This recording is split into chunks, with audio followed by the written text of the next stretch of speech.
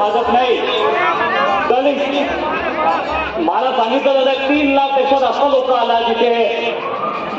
आणि खरंच ही लढाई संविधान विरुद्ध भाजप आहे. ही लढाई दलित, ओबीसी, आदिवासी, महिला, अल्पसंख्याक विरुद्ध भाजप आहे. शेतकऱ्याविरुद्ध भाजप आहे. आणि आपण जसं हायकोर्टात सुप्रीम कोर्टात वकिली करू, तुम्ही मला संधी दिली, संसदेत तुमची वकिली करेल हे मी तुम्हाला आश्वासन देतो. मी जास्त वेळ घेत नाही का आपण जसं उत्सुक आहे, मीही उत्सुक आहे. प्रियंकाजी गांधी यांना मी डायरेक्ट सांगतो की त्यांनी आपण भाषण करावं आणि तुम्ही सर्वांनी माझं आशीर्वाद ठेवावं. 13 मेला पंजाबी चिन्हावरती 2रा क्रमांक मतदान करून महाविकास आघाडीने सीट निवडून आणावी एवढीच विनंती करतो. माझे 2 शब्द संपवतो. खूप खूप धन्यवाद. त्यानंतर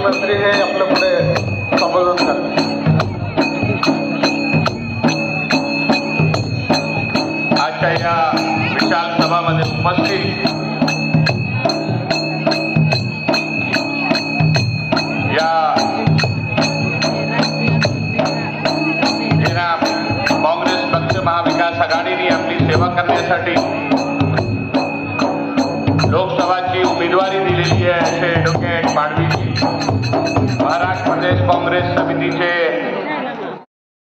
जनता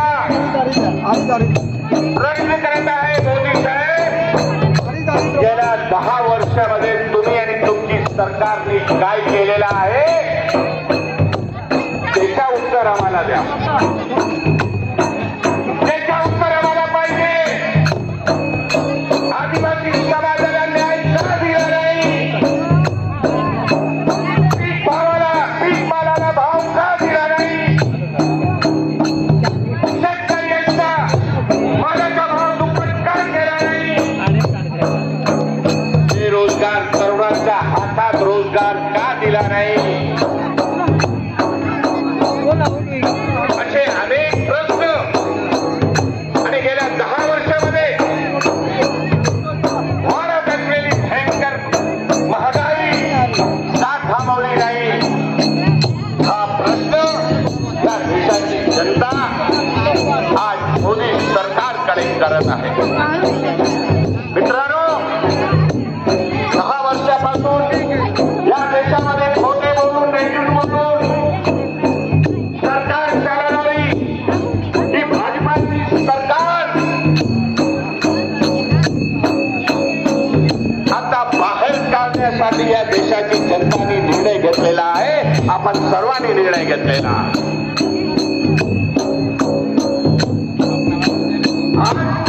नंदुरबार सारख्या जिल्ह्यामध्ये काय परिस्थिती निर्माण झालेली,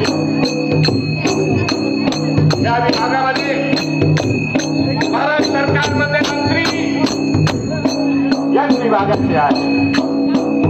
10 वर्षापासून खासदार या विभागामध्ये आहे. मोदीजी काल येऊन काय काय बोलून गेले बघा, जरा विचार करा. ही परिस्थिती जर अशा प्रकारची परिस्थिती निर्माण होत असेल आणि मोदीजी या देशाला कमजोर करत असतील तर अशी सरकारला बाहेर किंवा या देशाची जनता कुठल्याही प्रकारचा दुसरा पर्याय नाही. मित्रांनो, आज काँग्रेसचे नेते राहुल गांधी या राज्याचे सुपुत्र उद्धव बाळासाहेब ठाकरे, शरद पवार प्रियंका गांधीजी या देशाला वाचवण्यासाठी लढा देत आहे. राहुल गांधीजींनी या देशामध्ये 9,000 किलोमीटर पेक्षा 2 टप्प्यामध्ये त्यांनी यात्रा केलेली आहे. देश कसा बाधित राहील, देशाची एकमता आणि अखंडता कशा बाधित राहील, हे देशाची लोकशाही आणि संविधान संपवणारे लोकांना सामान्यासाठी लोकांमध्ये जनजागृती कसा निर्माण करण्यात येईल, अशा अनेक विषय घेऊन या देशाच्या तरुणांना रोजगार कसा मिळेल, महागाई कशी कमी होईल, शेतकऱ्यांना न्याय कसा मिळेल, असे अनेक प्रश्न घेऊन राहुल गांधीजींनी संपूर्ण भारतामध्ये पदयात्रा करून लोकांना एकजूट करण्याचं काम केलेलं आहे. मित्रांनो, आज अनेक प्रश्न हे या देशाच्या समोर,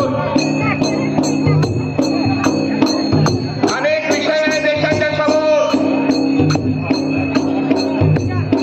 आदिवासी समाजाबद्दल जेव्हा आदिवासी समाजामध्ये येतात, मोदी साहेब समाजाच्या हितासाठी खूप गोष्टी करत असतात. मला सांगा मित्रांनो, जेव्हा जेव्हा आदिवासी समाजावर अन्याय होतोय, अत्याचार होतोय, त्यावेळी मोदी साहेब गप का बसतात, का बोलत नाही, का निषेध करत नाही,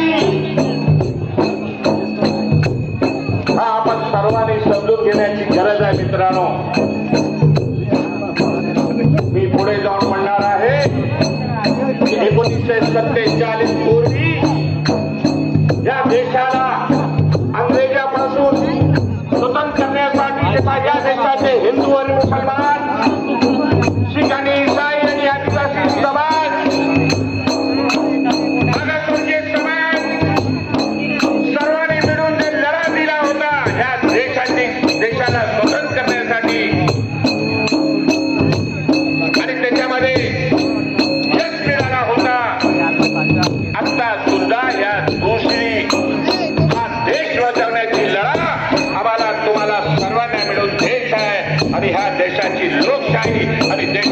संविधान वाचवण्यासाठी भारतीय जनता पक्षाची सरकारला